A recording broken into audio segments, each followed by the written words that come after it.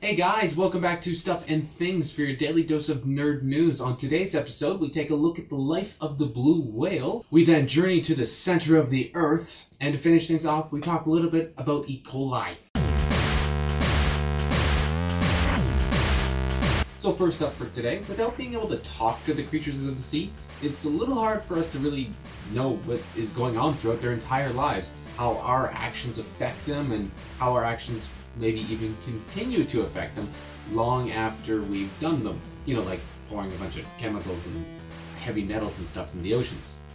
A blue whale that died after getting hit by a ship back in 2007 was recently examined by some scientists. They found a giant earwax plug that, beyond just smelling apparently terrible, seems to actually be a catalog, a timeline of the whale's life. Since a lot of the wax did contain lipids, the fats that bonds to everything, they were able to find out all the hormonal changes, all of the heavy metals, all the chemicals that had interacted with this whale throughout its entire life. They noted that when its puberty set, because there's a huge spike in hormones, that when it's drinking from its mother's milk, there was a huge increase in a bunch of chemicals that we don't even use anymore, like DDT and a bunch of other insecticides and pesticides that we haven't used in a long time, even beyond this whale's life, but it still had it in its system. They even noticed weird spikes in mercury levels, and they think that might have actually been when it was just swimming along the coastline of California, and would have synced into different times and places where they were dumping that heavy metal. Moving along, an oft-debated topic over 3 centuries old has actually come to an end. Maybe, as researchers from the University of Leeds over in UK have discovered that the Earth's core, the actual inner core, that solid hunk of metal, actually rotates eastward.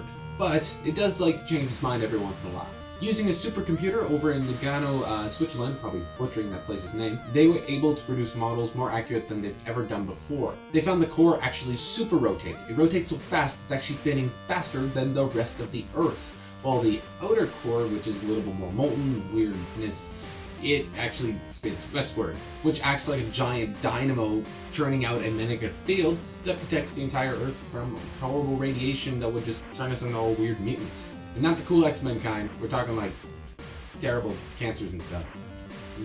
And finally, in the past on the show, we have talked about our love of meat here in North America, but it does come with a pretty steep cost. And I'm not just talking about the cost in regards to climate or possible animal ethical issues, because that's like hours and hours of debate. I'm just talking about human health. In particular, the kind of bacteria and stuff that like to get in the meat and then get into our bodies and then into our guts and just do horrible things. A new study on a vaccine, which was actually developed back in 2008 in Canada here and apparently approved for distribution, even though I didn't know that was a thing, that is supposed to help prevent the spread of E. Coli 0157 in cows. The study says that this vaccine, if properly distributed, could cut the number of human cases by 85%. And the vaccine itself only comes at $6 per head for that farmer. Now you may say that's pretty awesome because E. coli is kind of a crazy thing. We had a big trouble over Walkerton. Canadians know what I'm talking about.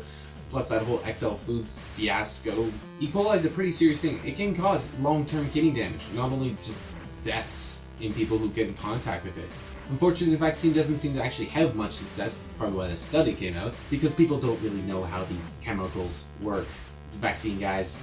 What's with vaccines getting bad reps lately?